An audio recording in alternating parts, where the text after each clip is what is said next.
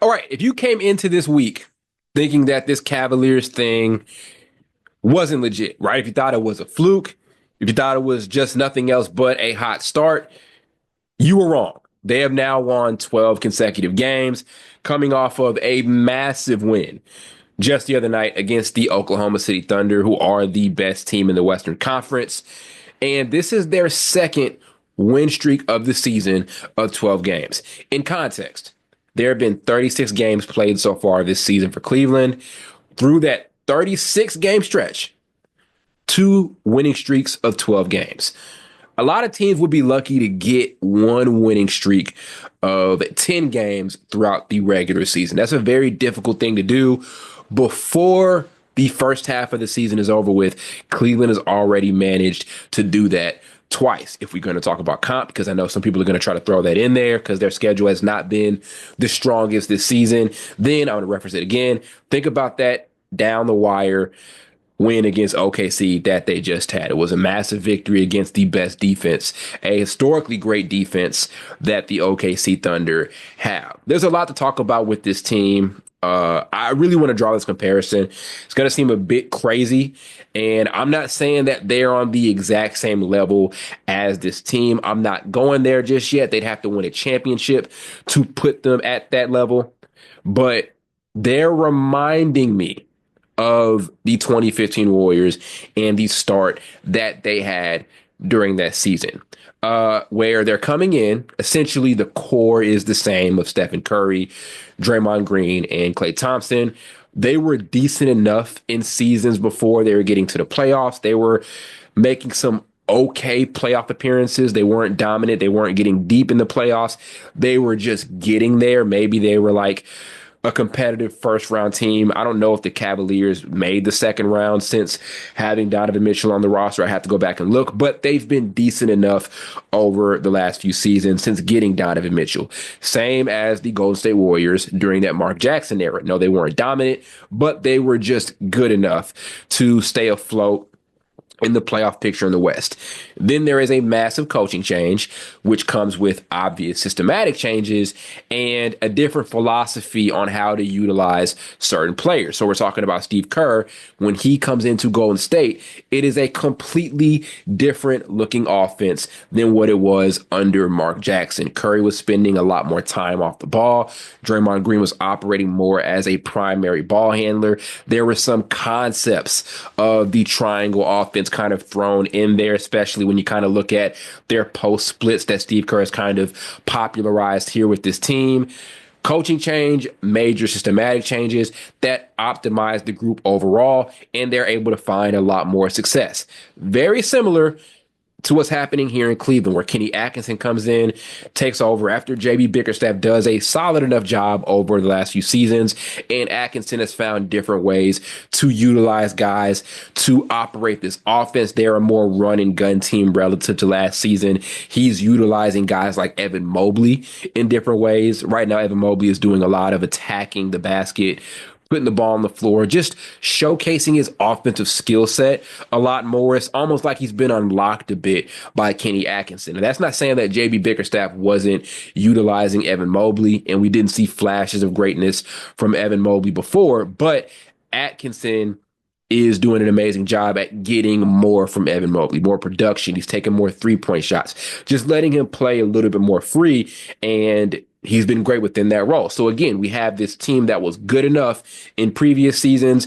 A coaching change happens without massive roster changes, and there are new systematic things going on, and it leads to new success. Very, very similar. Very similar. And again, I'm not saying that the Cavaliers are just as good as the 2014, 2015 Warriors, because they're not. They'd have to win a title to really get on that level. But the way things have been shaping out this season, there are a lot of similarities. There's simply a lot, right? And I've just noticed that when watching them play so far this year, there's this red hot start.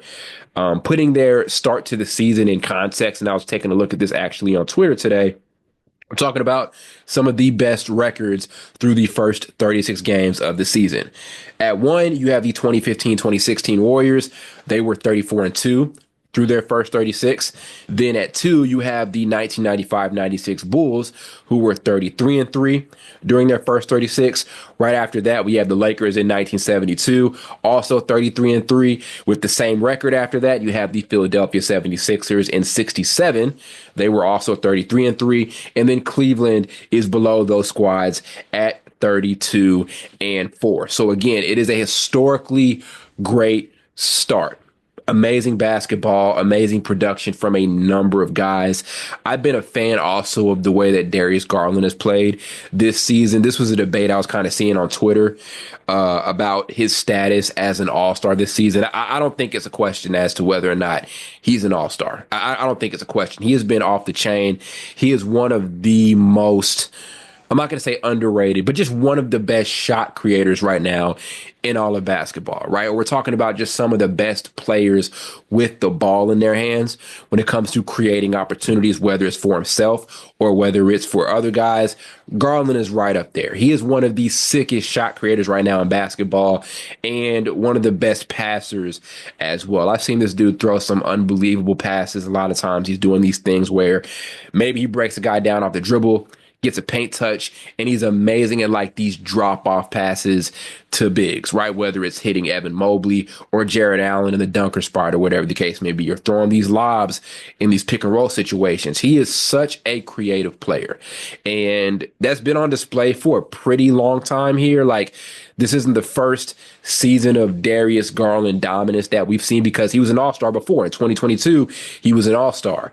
But he's back to putting it on full display this season here after there were some questions about the fit between him and Donovan Mitchell last season. Now they have both reemerged and they are 100% an all-star duo.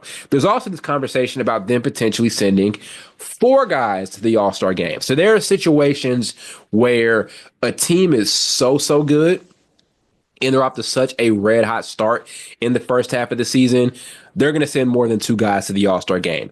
First team that comes to mind, the 2015 Hawks. They got off to this spectacular start out east, ultimately sending Jeff Teague, Al Horford, Paul Millsap, and Kyle Korver to the All-Star game that particular season. And I don't think any of those 4 guys averaged 20 points per game that season. I have to go back and look. Maybe Horford or Teague flirted with it, but none of them were like 20 point per game guys. But that team was just that good as a group, as a collective. You had to send that many guys to the game. Now, I'm not sure if one of those guys were maybe like backups for a player that got hurt or injured or whatever the case may be. But that was a situation that team was good enough to at least send 4 players to the All-Star team. Could that happen again this season? Maybe, maybe not, right? Like if you're going to have that conversation, then you'd have to kind of talk about the rest of the Eastern Conference and how that's looking, right? There are a lot of other players that are going to be in consideration for being on all-star teams and things of that nature. So that's the conversation you have to start with. But I can also see a world where they're sending 4 guys because, again, that's how good this team has been. That's how good this core has been. It really does give me both 2015 Hawks and 2015 Warriors types of vibes. It really does. They're playing at an unbelievable level right now. Again, Kenny Atkinson has just gotten so much from this group, and even the non-star guys are doing well within their roles too. They've got solid enough depth. You got guys like Karis LeVert, who has his great moments off the bench, guys who can kind of fit in and slide in certain positions. Just a really versatile team, a Swiss Army knife team. There are definitely some things that they have to sharpen up on.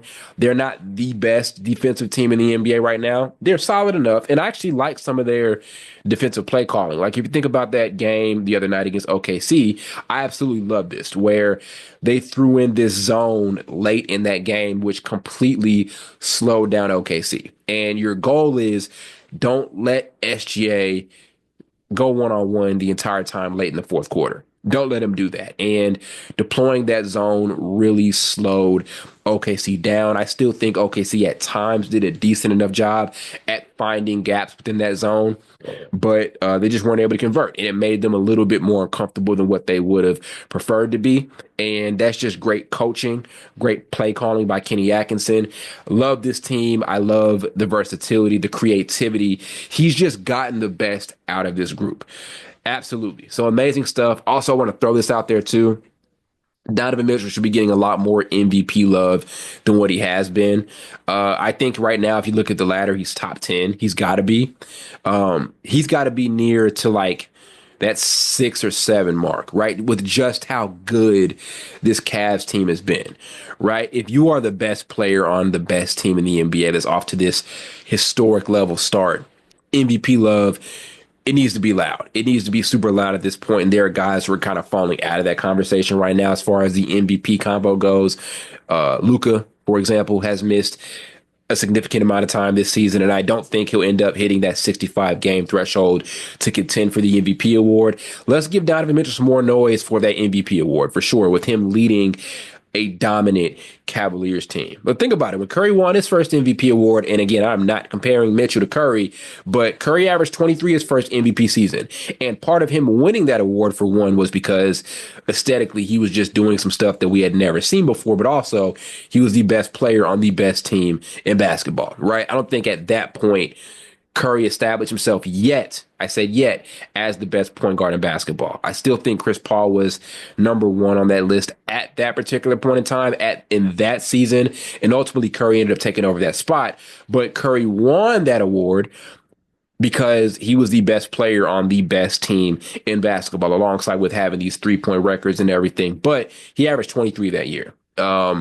Which wouldn't win you an MVP award this particular season in this state of basketball right now. But when you are the best player on such a dominant team, you need a nod and you need a lot of hype for that award. And I think that's where Donovan Mitchell is at this season. So great stuff. Just wanted to give my reactions to this team. Love the way they're playing. I'm interested to see how far they can push this win streak. Like if you could beat Oklahoma City on a 12-game win streak, then like the possibilities are endless. You can extend this thing to as long as you can, right? You already knocked out a lot of quality teams. Highest quality team, which is the OKC Thunder, you did that on this winning streak. Let's see how far they can extend it, right? It'll be interesting, but amazing stuff here for Cleveland. They have done a great job at building off of their previous successes and the promise they showed over the last few seasons. Now they're at a point where we have no choice but to consider them contenders. Like I said earlier, if you didn't think they were contenders coming into this week, then at this point, you have no choice but to finally believe they are true championship contenders out east.